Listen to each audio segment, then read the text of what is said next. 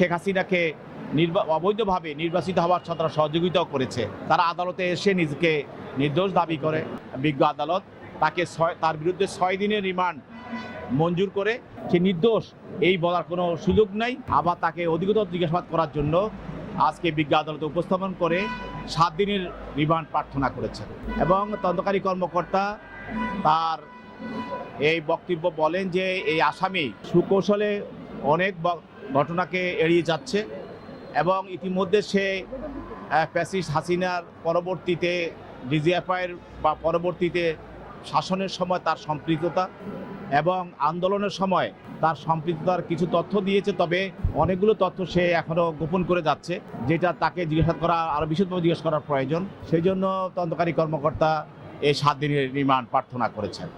বিজ্ঞ আদালত প্রসিকিউশনের বক্তব্য শুনেছেন এবং সেও আদালতে সে বক্তব্য রেখেছে এবং চিরাচরিতভাবে আসামিরা যখন বক্তব্য রাখে তখন সে নিজকে নির্দোষ বলেই বক্তব্য রাখে। তা আমরা বলেছি যে সে যেহেতু ডিজিএফআইয়ের একজন কর্মকর্তা ছিল এবং শেখ হাসিনার গুম খুন এবং আয়নাগর সহ রাজনৈতিক নেতাকর্মীদেরকে হয়রানি এবং দমন সব কিছুর সঙ্গে এবং শেখ হাসিনার ফ্যাসিস্ট শাসনটাকে যেভাবে কায়েম করে রাখা যায় সেই জন্য তার সহযোগিতা তারা করেছে।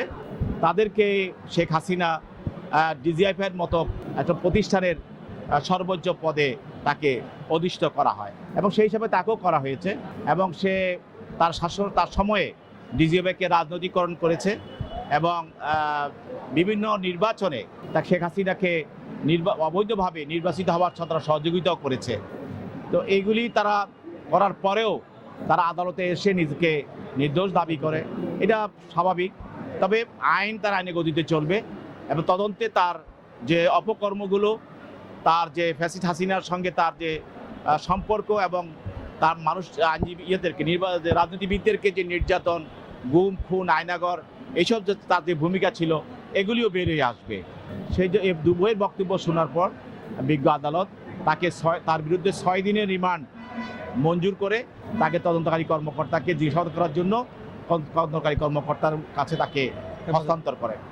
এখানে আপনারা জানেন যে যখন আমরা বলেছি যে যারা এই ধরনের ফ্যাসিস্ট হাসিনার আমলে যারা এই ধরনের পদগুলো যারা অর্জন করেছে তারা শেখ হাসিনার ফ্যাসিস্টকে সমর্থন করে তার ফ্যাসিস্ট শাসন কায়েম করার জন্য যা যা করার প্রয়োজন সেগুলি করেছে বিদায় তাদেরকে আজ্ঞাবহ হিসাবে কাজ করেছে বিদায় তাদেরকে এইসব জায়গায় বসানো হয়েছে, প্রমোশন দেওয়া হয়েছে। আর যারা এইসবের বিরোধী ছিল, যারা জনগণের পক্ষে ছিল, আপনারা জানেন অনেক অফিসারকে যে ফোর্সলি বা জোরপূর্বক তাদের অবৈধভাবে তাদের পদ থেকে তাদেরকে সরিয়ে দিয়ে সেনাবাহিনী থেকে তাদেরকে বের করে দিয়েছিল। অতএব তার সে নির্দোষ এই বলার কোনো সুযোগ নাই। তার কারণ সে শেখ হাসিনাকে তুষ্ট করেই সে ডিজিএফআইয়ের মতো একটি পদ, প্রধান মতো একটা পদ এবং পরবর্তীতে লেফটেন্যান্ট জেনারেলের মতো একটা পদ সে অর্জন করেছে। দেশে দেশে সবার সাথে দ্য নিউজ।